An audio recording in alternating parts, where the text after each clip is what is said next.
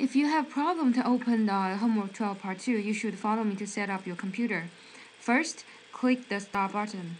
And once you click Start button, find the Control panel. And on the Control panel, we have search box, search Java. And you will find the Java is the first icon, first item here. So the icon is like a cup of coffee.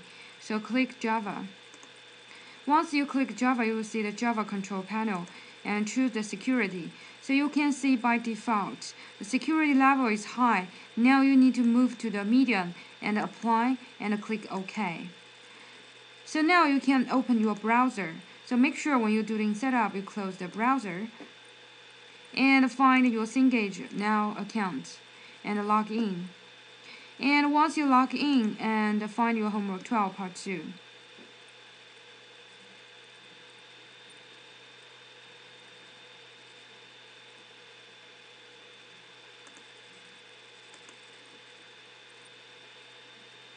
And so you can see the assignment. So click the assignment. So you will start work on that assignment, Homework 12 Part 2.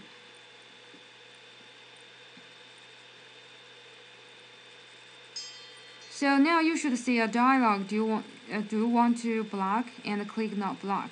Now you can start work on your assignment and click Start Assignment now.